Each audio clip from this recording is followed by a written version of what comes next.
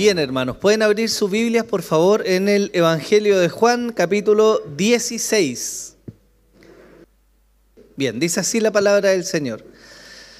Estas cosas os he dicho para que no tengáis tropiezo. Os expulsarán de las sinagogas, pero viene la hora cuando cualquiera que os mate pensará que así rinde un servicio a Dios. Y harán estas cosas porque no han conocido ni al Padre ni a mí. Pero os he dicho estas cosas para que cuando llegue la hora os acordéis de que ya os había hablado de ellas. Y no os dije estas cosas al principio porque yo estaba con vosotros, pero ahora voy al que me envió. Y ninguno de vosotros me pregunta, ¿a dónde vas? Mas porque os he dicho estas cosas, la tristeza ha llenado vuestro corazón. Pero yo os digo la verdad, os conviene que yo me vaya, porque si no me voy, el Consolador no vendrá a vosotros. Pero si me voy, os lo enviaré. Y cuando Él venga, convencerá al mundo de pecado, de justicia y de juicio. De pecado, porque no creen en mí. De justicia, porque yo voy al Padre y no me veréis más. Y de juicio, porque el príncipe de este mundo ha sido juzgado. Aún tengo muchas cosas que deciros, pero ahora no las podéis soportar. Pero cuando Él, el Espíritu de verdad, venga, os guiará a toda la verdad, porque no hablará por su propia cuenta, sino que hablará todo lo que oiga y os hará saber lo que habrá de venir. Él me glorificará porque tomará de lo mío y os lo hará saber. Todo lo que tiene el Padre es mío, por eso dije que Él toma de lo mío y os lo hará saber. Amén. Hermanos, si recapitulamos un poco lo que hemos visto en los últimos meses, nos damos cuenta que la noche se está alargando. Jesús compartió la última cena con sus discípulos en el aposento alto. El traidor Judas ya fue revelado y se apartó de ellos para urdir su plan. Y luego de algunas horas de conversación y de enseñanza, Jesús se ha levantado y ha salido del aposento alto junto con sus discípulos de camino a Getsemaní. Estamos muy cerca ya de llegar al clímax de la historia de la redención. Y si bien los primeros capítulos de lo que ha sido esta noche de Jesús con sus discípulos parecieron ser suaves en cuanto al tono y al tipo de conversación, ahora esto se ha tornado en algo duro. Jesús ya no solamente está alentando el corazón de sus discípulos, enviándolos a un amor entre ellos, sino que ahora les está revelando lo que les va a ocurrir. Lo que registra Juan en este episodio que estamos viendo, desde el capítulo 16, en realidad es muy similar y parece repetitivo con lo que hemos visto en las semanas anteriores. Pero hay énfasis que cambian sutilmente y que nos hablan del tono de lo que Jesús está queriendo decir. En particular, el capítulo 15 y el capítulo 16 están ligados. Recuerden ustedes que todo lo que nosotros leemos y que tenemos separados por capítulos es lo que ocurre en una conversación de un par de horas. Jesús sigue hablando con sus discípulos, Él los sigue animando. Y las ideas expresadas en el capítulo 15 parecen repetirse ahora en el 16. Pero aunque la idea central pueda repetirse, el énfasis cambia discretamente. Y eso nos habla de lo que Jesús está tratando de decir. En el capítulo 15 Jesús advirtió a los apóstoles y les dijo que el mundo lo odiaba a Él. ¿Se acuerdan o no? Y como el mundo odia a Cristo, por consecuencia, ¿qué iban a hacer con los apóstoles? Los iban a odiar. Y Jesús les dice, en medio de eso, ustedes deben responder de una manera en particular, que lo vimos. Y esa manera es el amor. Eso es testificando de Cristo. Entonces el capítulo 15 sirve como una advertencia para los discípulos de lo que va a venir y marca lo que ellos deben hacer. Y en el capítulo 16 parece repetirse, porque Jesús les vuelve a advertir, pero ahora el tono es diferente. Porque Jesús ya no le está diciendo lo que ellos deben hacer, sino que pasa a decirle lo que Dios va a hacer. ¿Ok? ¿Lo vemos? Entonces hay un cambio. Jesús ha venido mostrándoles lo que van a enfrentar y lo que ellos deben hacer. Pero ahora les va a comenzar a mostrar lo que Él va a hacer en medio de este mundo hostil. La enseñanza de hoy se titula La obra del Espíritu Santo. Y me gustaría partir por la primera sección que está entre los versículos 1 al 6. De manera muy particular, es llamativo que Jesús parte con el versículo 1 diciéndoles: estas cosas os he dicho para que no tengáis tropiezo. Y es importante lo que está diciendo, porque Él conoce el corazón de sus apóstoles, Él conoce lo que va a acontecer con mayor detalle de lo que incluso aquí está reflejado. Pero les vuelve a enfatizar que el mensaje que les está entregando tiene un propósito, que es hacerlos permanecer firmes. Lo que van a enfrentar ellos no es fácil, hermanos. Creo que ninguno de nosotros lo ha experimentado, me atrevería a decir.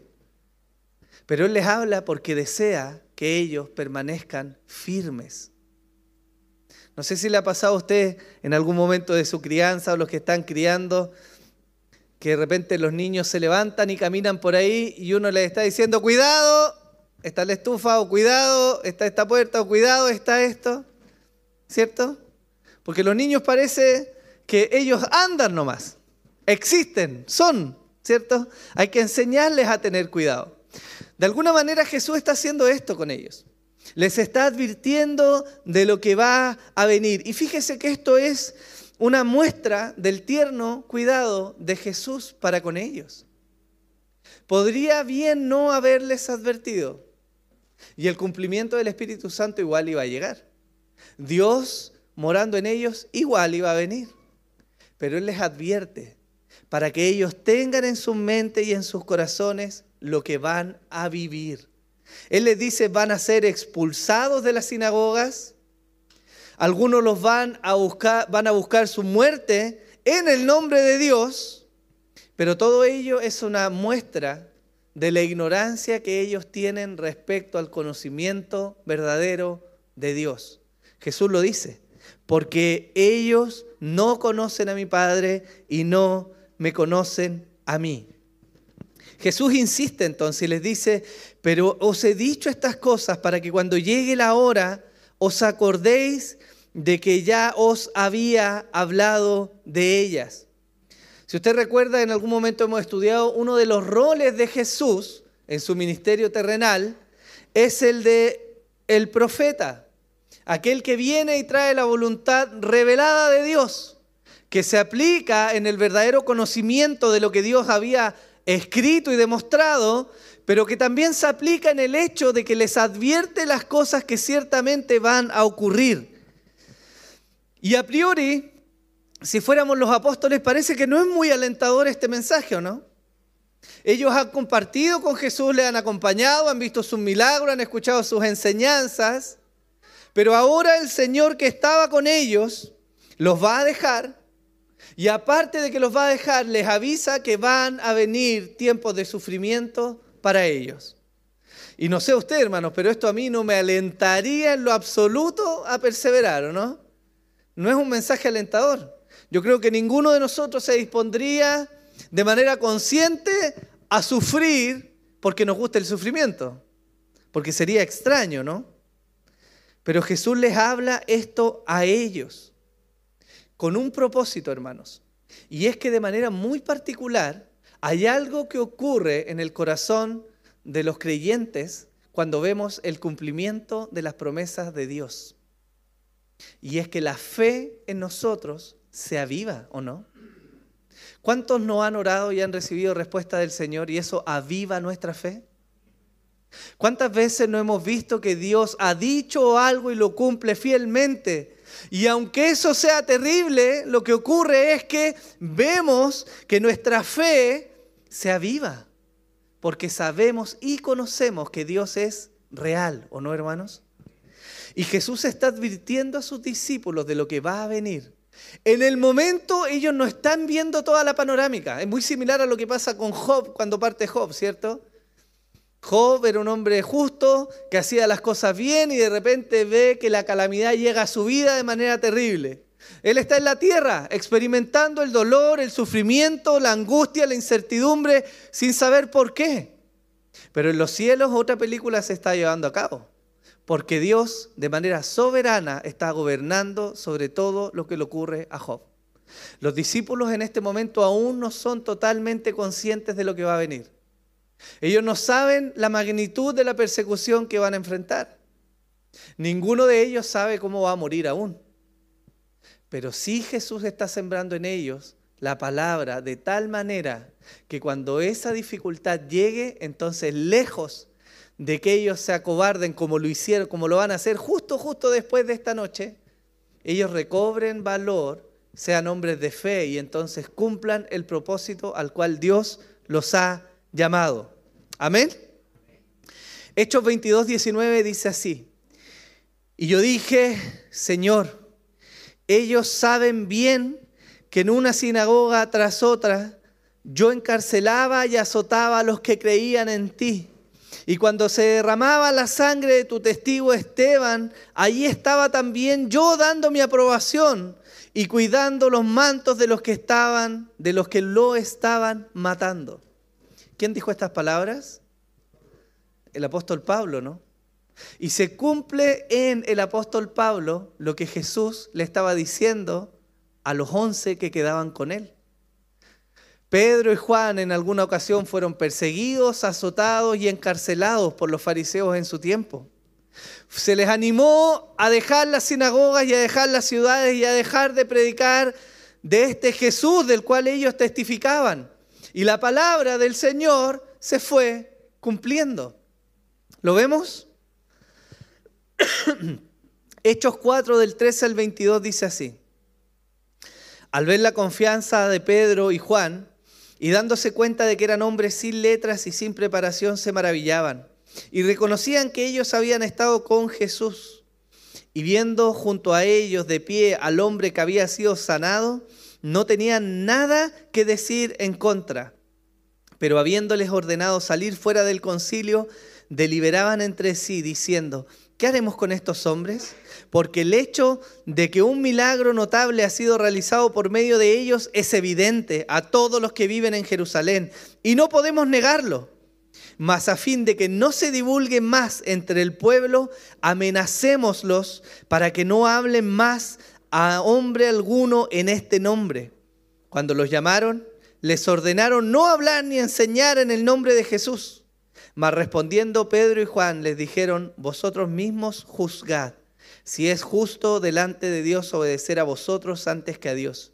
Porque nosotros no podemos dejar de decir lo que hemos visto y oído.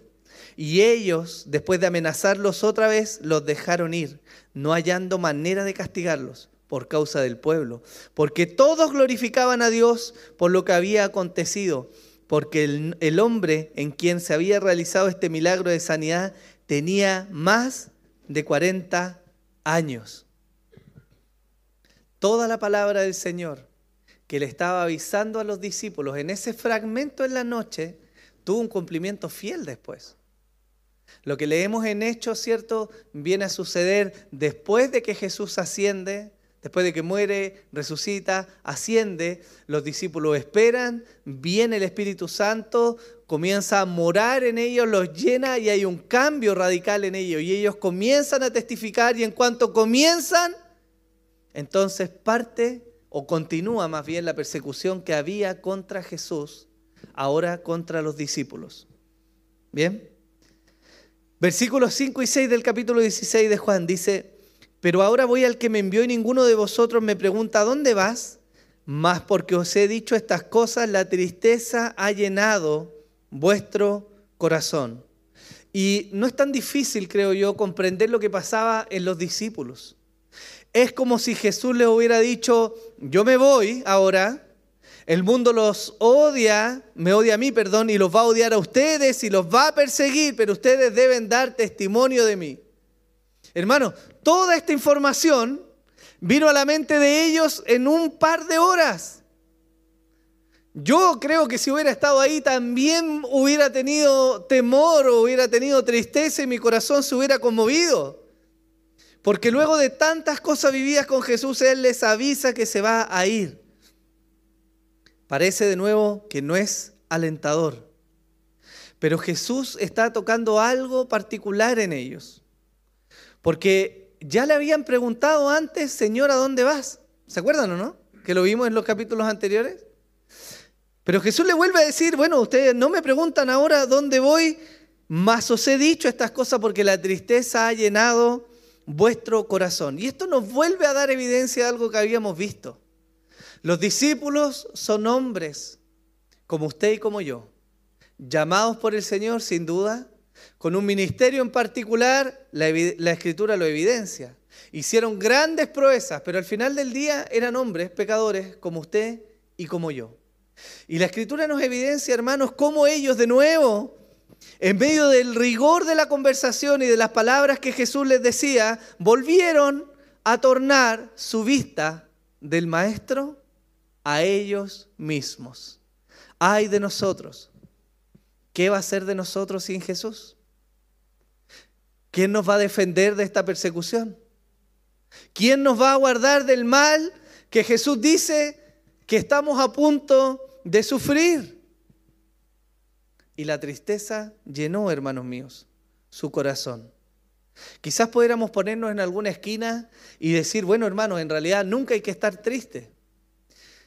Y creo que tenemos suficientes motivos en la Escritura para atesorar el gozo que Dios demanda. Pero aún así, no es ajeno a nuestra realidad que la tristeza viene a nuestros corazones, ¿o no? ¿O no nos entristecemos a veces?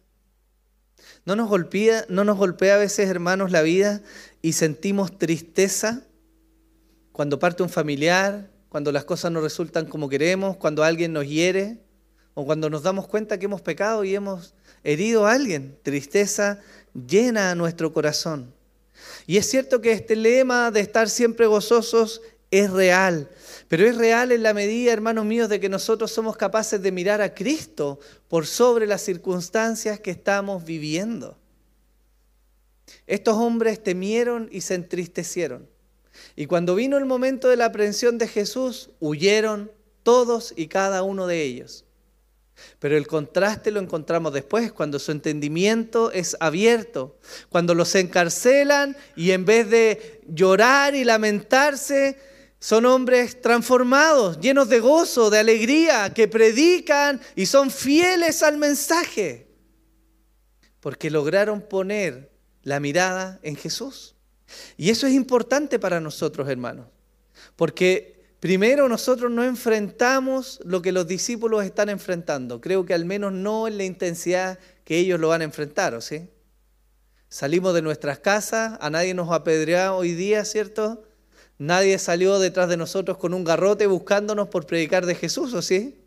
¿O nos estaban esperando aquí a la vuelta de la esquina para matarnos por ser cristianos? No, hermanos. Nos vestimos relajadamente, a veces muy relajadamente, ¿cierto?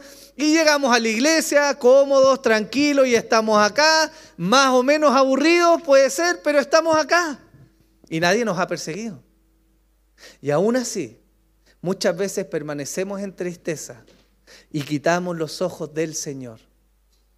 Hermanos, si algo podemos aprender de esta primera sección, es la importancia de atesorar al Señor en nuestro corazón. Pablo cantaba junto a Silas en la cárcel, en lo más profundo, en medio de orines, de heces, él cantaba al Señor y se gozaba. Y era un testimonio fiel y no estaba loco, hermano. Alguien podría decir, no, es que hay que estar medio rayado, parece, para poder alegrarse en las circunstancias difíciles. No, hermano, él entendía que las promesas que venían eran mucho mayores que el sufrimiento temporal que estaban viviendo. Y la Escritura nos atestigua de eso. Nos dice, hermanos, los padecimientos de hoy día no son comparables con la gloria que viene, ¿o sí? ¿O acaso, hermanos, podemos poner en una balanza los sufrimientos de esta vida con lo que va a venir? La Escritura dice que no, que es incomparable.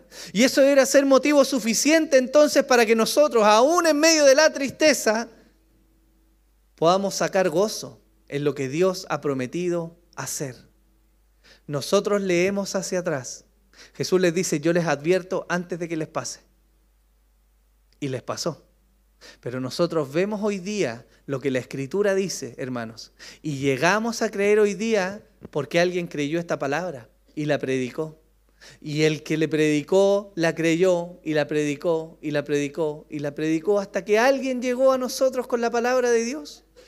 Hermano, y eso cambia profundamente las motivaciones y el norte de nuestras vidas. ¿Sí o no? Entonces, ¿podemos estar gozosos? Podemos estar gozosos, hermano. Pero Jesús sabe que ellos son hombres débiles, ¿no? Sabe que tienen temor en sus corazones, que hay tristeza, incertidumbre. Y Él comienza entonces a hablarles ahora no solo de lo que ellos deben hacer, sino lo que Él va a hacer en medio de este mundo hostil.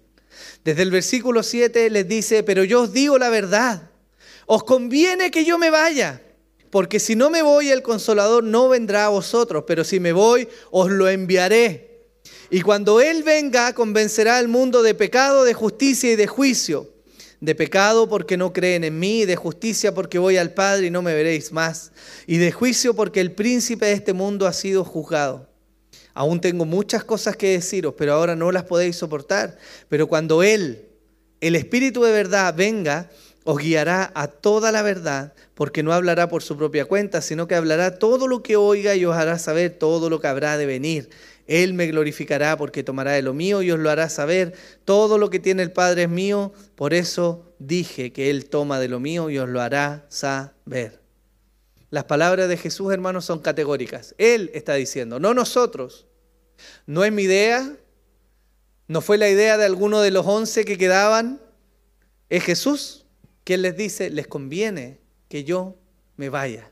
Es mejor para ustedes que yo parta, está diciendo Jesús. Y Él entonces parte a explicar de nuevo parte de lo que el Espíritu Santo va a hacer. La pregunta que sigue y que está anexada a lo que ya hemos venido viendo es, bueno, si ellos tienen que permanecer con una respuesta particular en medio de un mundo hostil, ¿cómo lo van a hacer? La tarea, hermanos, es titánica. Yo no sé si ustedes tienen la oportunidad de pensar y reflexionar a veces cómo nosotros vamos a convertir a un mundo como el que vemos hoy. ¿Podemos hacerlo nosotros? Hermano, es imposible. Yo diría que hasta deprimente y frustrante ponerse a pensar que de nosotros pueda depender la conversión de alguien, la transformación de nuestro barrio, de nuestra ciudad, la transformación de un corazón es imposible. Por eso es más necesario que el Espíritu Santo, que la ayuda del cielo pueda obrar en medio de este grupo de hombres. Y Jesús les dice, espérense.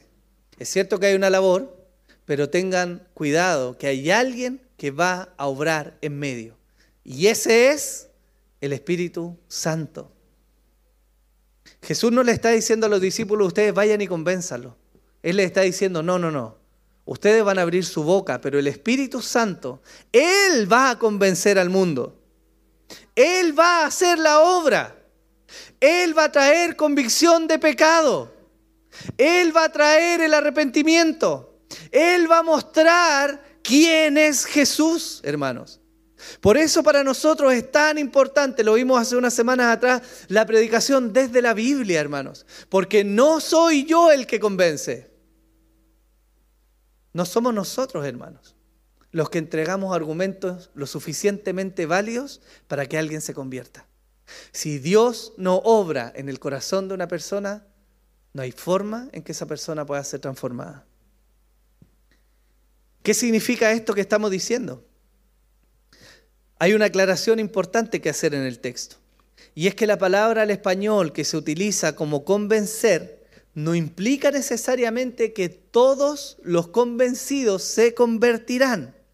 Esta palabra también se puede traducir como probar la culpabilidad o como despertar la conciencia de culpa. Y en términos simples, hermanos, esto significa que a través de la obra del Espíritu Santo en el mundo, por la boca de los creyentes, el mundo no tendrá excusa de sus pecados ante Jesús.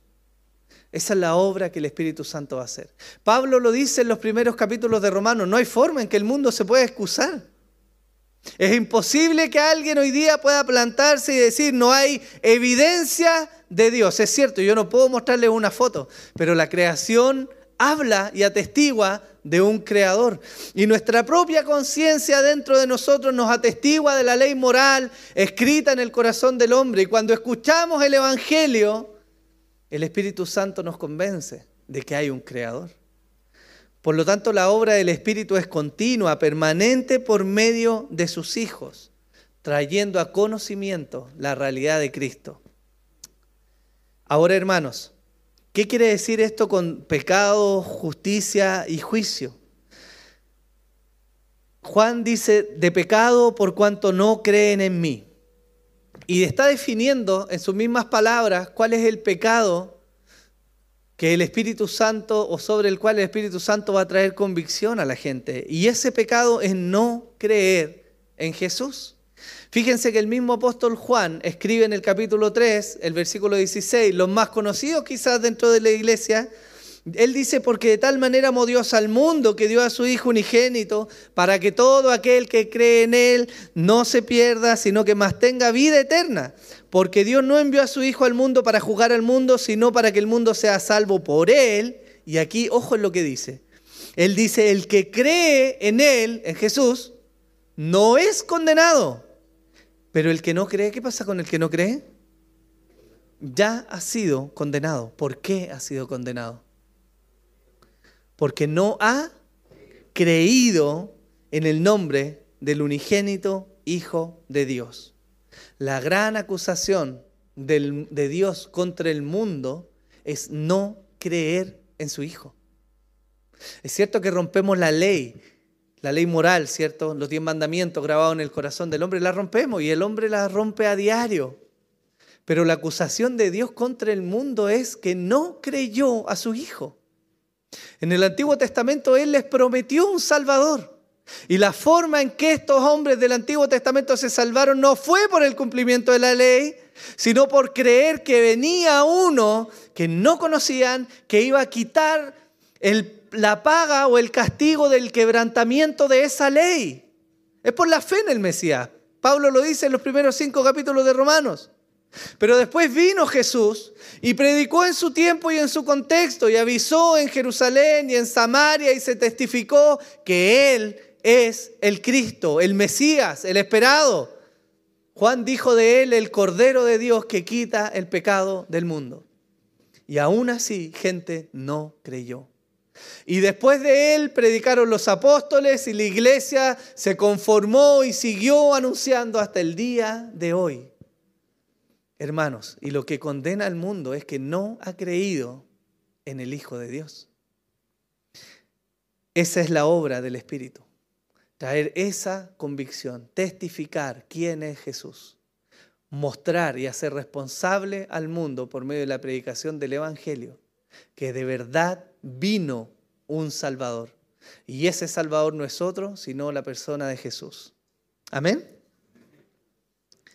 Juan 20:31 dice, pero estas cosas se han escrito para que creáis que Jesús es el Cristo, el Hijo de Dios, y para que al creer tengáis vida en su nombre. Esa es la misión de la iglesia, hermanos. No predicamos para hacer crecer una denominación. No predicamos para hacer crecer nuestro fundo o nuestro feudo local.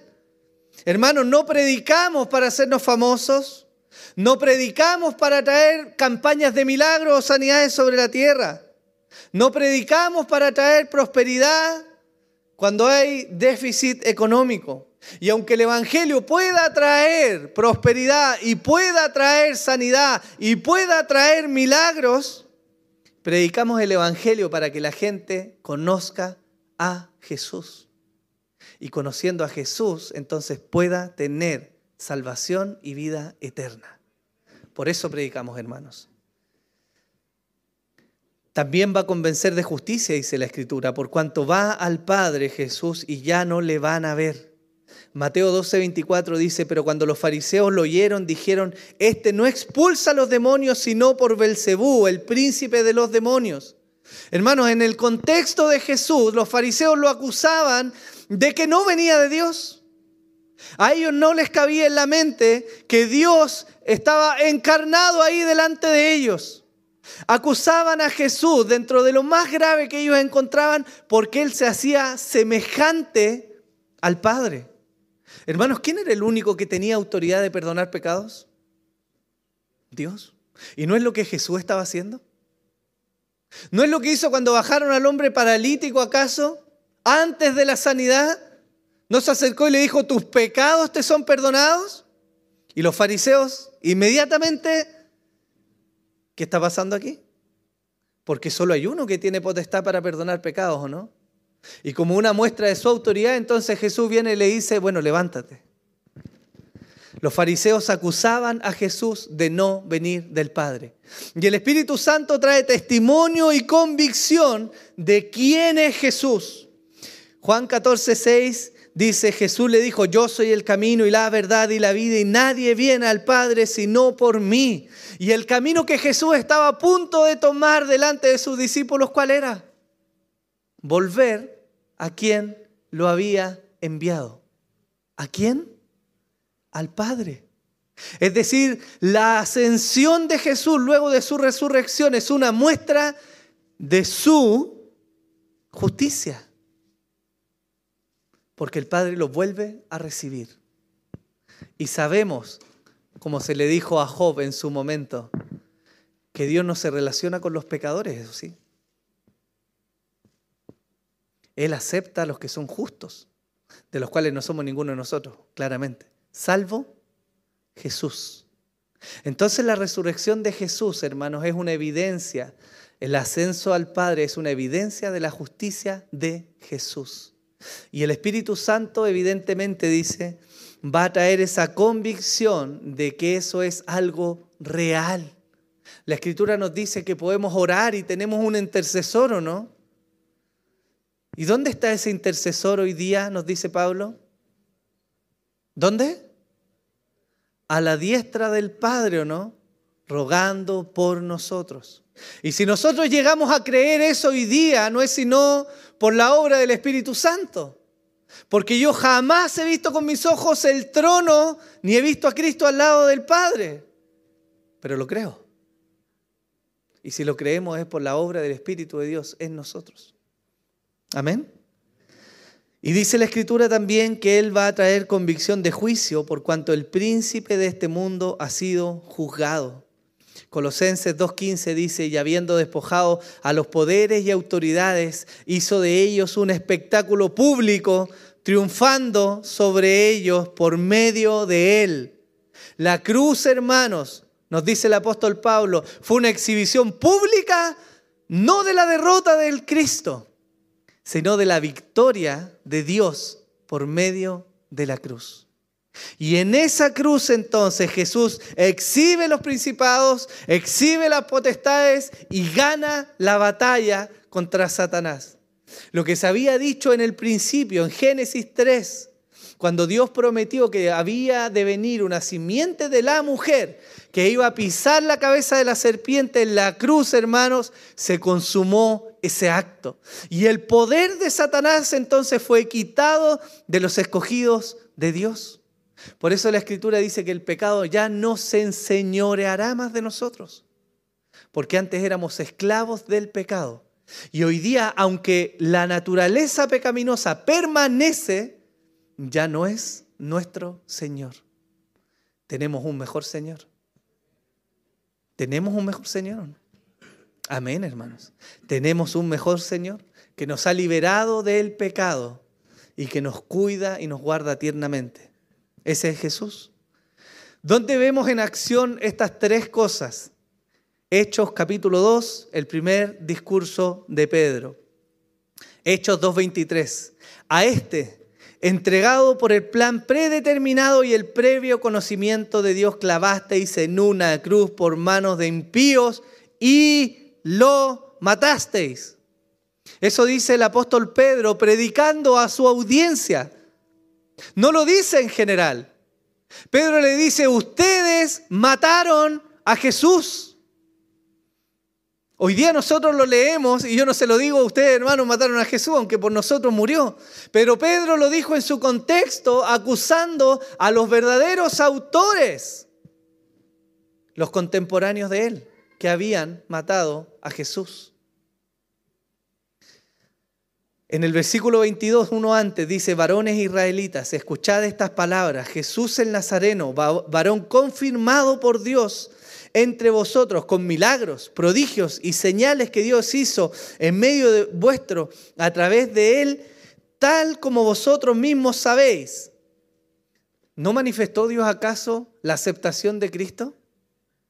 ¿No lo hizo en la transfiguración en el monte? ¿No lo hizo cuando Jesús se bautizó a vista de todo el pueblo que estaba ahí reunido en el Jordán?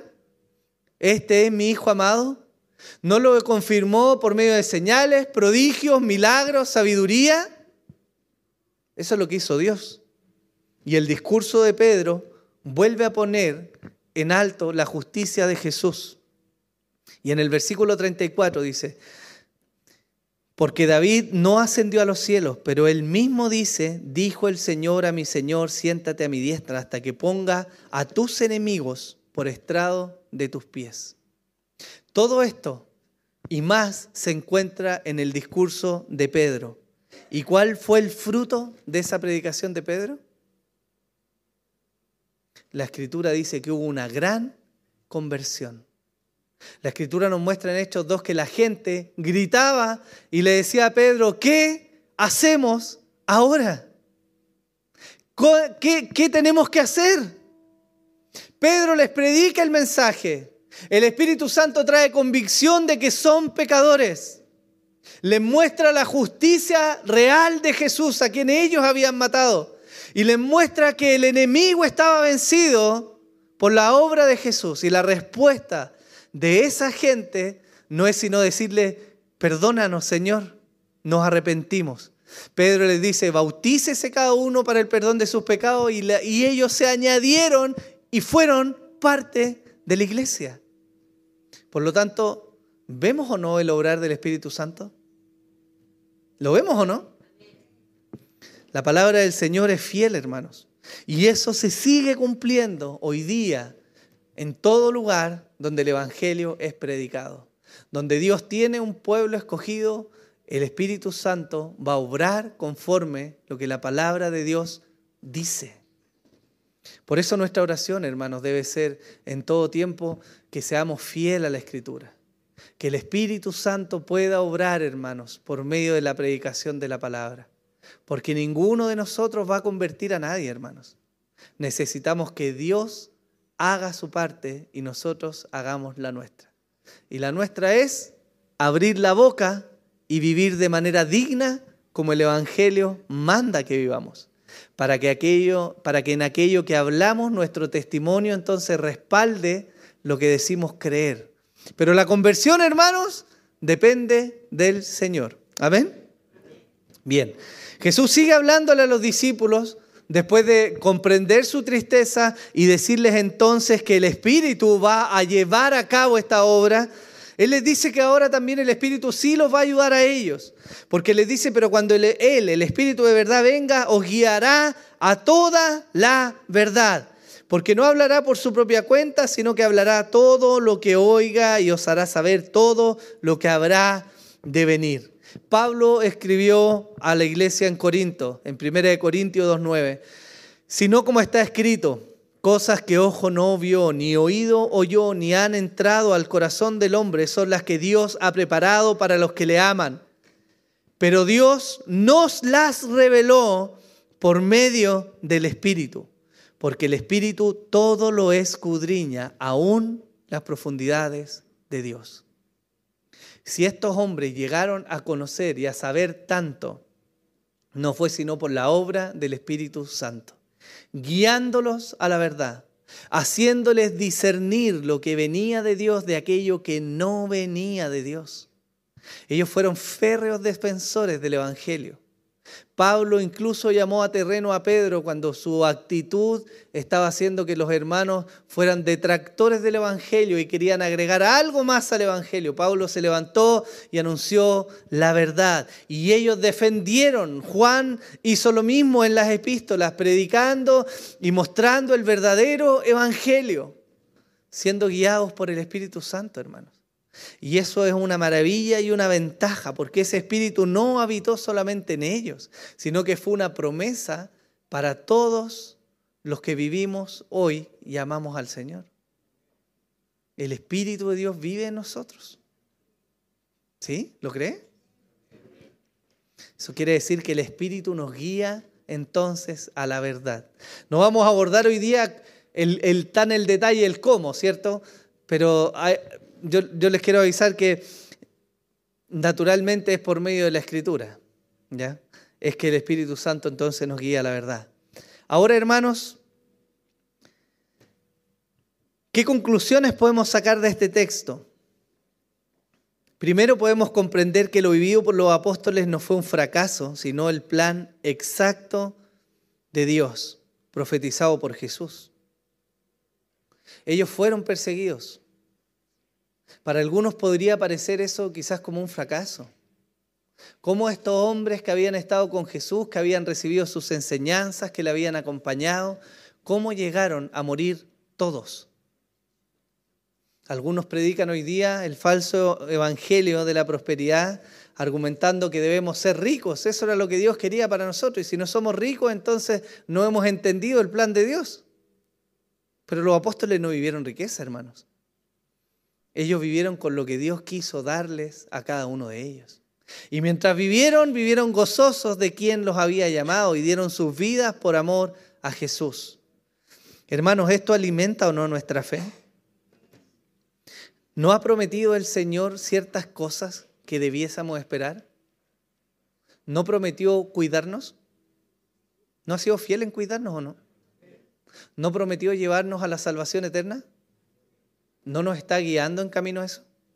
¿No prometió moradas celestiales, herencia eterna, la resurrección del cuerpo, la glorificación? Él lo prometió. Y si Él lo prometió, hermanos, no tengo motivos reales para dudar de que Él va a cumplir lo que dijo.